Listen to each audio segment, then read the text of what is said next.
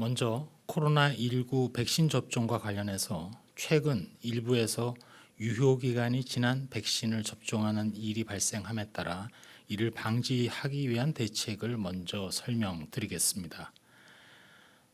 우선 접종 기관은 접종 전에 백신의 자체 유통 기한과 냉장 유효 기간을 모두 정확하게 확인해 주실 것을 말씀드립니다.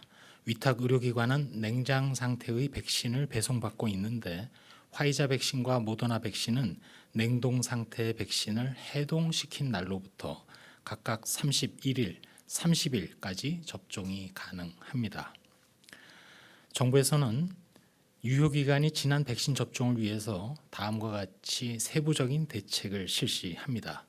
첫 번째로 접종기관에서 손쉽게 유효기한을 확인할 수 있도록 백신 소분 상자 외부뿐만 아니라 내부 및 측면에도 해동 후에 유효 기한이 명시된 스티커를 부착합니다. 두 번째로는 전산 시스템을 개선해서 백신별 유효 기한을 보건소와 접종 기관에서 교차로 확인할 수 있도록 하고 유효 기한이 임박한 백신은 접종 기관에 경고 팝업을 통해서 알려줄 예정입니다. 또한 접종 기관은 유효 기한이 임박한 백신을 개봉 여부와 관계없이 잔여 백신으로 활용할 수 있도록 하였습니다. 세 번째로 유효 기한이 지난 백신을 접종한 5접종권에 대해서는 접종 시행비를 미지급하기로 결정했습니다.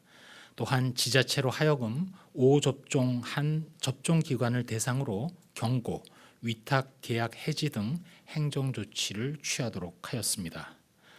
네 번째로 접종기관에서는 배부한 유효기한 점검 1일 체크리스트를 통해서 매일 접종 전에 백신별 유효기한을 자체 점검합니다. 특히 접종기관은 당일 접종하는 백신의 종류와 유효기한 확인 후 접종 대상자가 쉽게 알아볼 수 있도록 대기실과 접종실에 오늘의 백신 안내문을 오는 9월 13일부터 게시할 예정입니다.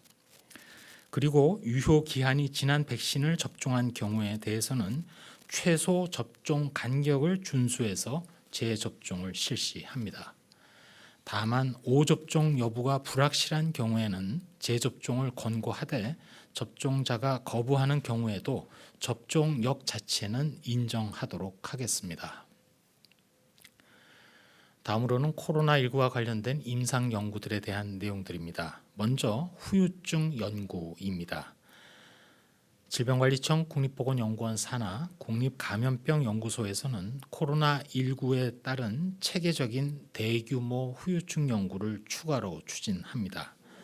그동안 일부 연구를 통해서 후유증이 모든 연령대의 환자에서 주로 피로감, 우울증 등 대부분 경증으로 발생함을 확인하였습니다. 앞으로 단계적 일상 회복과 관련해서 그리고 델타 변이의 출현에 따라서 국립감염병연구소는 국내 의료기관과 협력하고 또한 국제적으로도 공동 연구에 참여해서 체계적으로 또 대규모로 후유증 연구를 추진하겠습니다. 그 다음으로는 지역사회 항체 조사 계획도 설명드립니다. 국립감염병연구소에서는 코로나19에 대한 방역 대책 그리고 예방접종 정책 수립을 위한 근거를 확보하기 위해서 지역사회 코로나19 항체 조사를 수행해 왔습니다.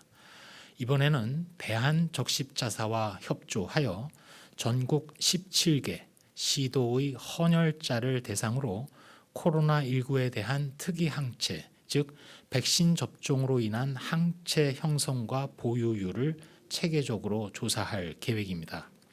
이번 조사는 인구수, 지역, 성별 등을 고려한 표본을 설계해서 오는 9월부터 향후 2개월 단위로 총 3번에 걸쳐서 전체 3만 명에 대해서 코로나19 특이 항체, 즉 코로나19 백신 접종 후에 형성되는 항체와 코로나19 감염으로 인해서 형성되는 항체를 각각 분리하여 조사를 실시합니다. 이는 오는 10월 말까지 전 국민 70% 이상 백신 접종 완료를 목표로 하고 있기에 이러한 지역사회의 면역 수준 등을 확인하기 위한 기초 자료로 활용하도록 하겠습니다. 다음으로는 코로나19 변이 바이러스 분양 현황과 관련해서 현재까지 총 73개 기관에 914건의 변이주가 분양되었고, 이 중에는 진단기술 개발용이 591건으로 가장 많으며 델타형의 분양 신청 그리고 분양 건수가 가장 많다는 말씀을 드립니다. 치료제 투약과 관련해서는 코로나19 치료제인 베클루리주, 렘데시비르가 현재까지 142개 병원에 14,798명의 환자에게 투약되었고, 항체 치료제인 레키로나주, 레그단비맙의 경우에는 현재까지 101개 병원 13,936명의 환자에게 투약되었습니다. 한 말씀 드리도록 하겠습니다. 코로나19로 인한 단계적 일상 회복, 소위 위드 코로나와 관련해서는 무엇보다도 방역 대책의 준비가 핵심입니다. 그런데 이 과정에서 임상 연구에 대한 능력 배양도 매우 중요합니다. 이를 저희는 의료 주권이라고 부르고 싶습니다. 마치 백신 주권과 함께 방역 주권을 구성하는 중요한 요소 중의 하나라고 생각을 합니다.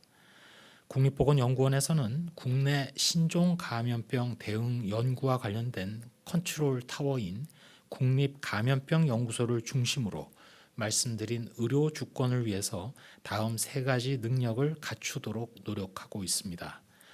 첫 번째로는 신종 감염병을 발견한 후에 각종 의료적 활동을 안내하는 능력을 강화하겠습니다. 즉, 국내에 신종 감염병이 발생을 하고 발견이 되면 환자의 임상적 특성, 경과, 후유증, 치료 반응 등을 확인하고 이를 관리하는 표준을 만들어서 보급하는 지침 작성 능력을 갖추겠습니다. 두 번째로는 임상 시험을 실시하는 인프라를 가동하는 능력입니다. 국내에 코로나19 환자에 대한 임상 시험 등을 통해서 치료 방법, 그리고 약제, 백신, 검사법 등이 개발될 수 있는 상시 가동되는 임상 시험 네트워크를 구축하겠습니다. 세 번째로는 미래를 대비하는 연구 능력 배양입니다. 만약 신종 감염병이 국내에 최초로 등장했거나 또는 기후변화로 인해서 아열대성 감염병이 우리나라에 갑자기 유입된다 하더라도 이에 의료적으로 대응하기 위한 능력을 갖추기 위한 연구를 할 수 있도록 하겠습니다. 이를 통해서 신종 감염병 대응에 의료적 능력이 배양되어 방역에 만전이 기해질 수 있도록 하나하나 세부적인 사항을 만들고 준비하겠습니다. 당장 다음 주에는 과학기술자문위원회 산하 감염병 특위에 향후 5년간 감염병의 위기 대응과 관련된 연구 개발 전략을 보고 드립니다. 우리나라의 뛰어나고 헌신적인 의료계 그리고 민간 전문가들과 함께 이러한 전략 또 의료 주권을 위한 준비를 진행하고 노력하겠습니다. 이상입니다.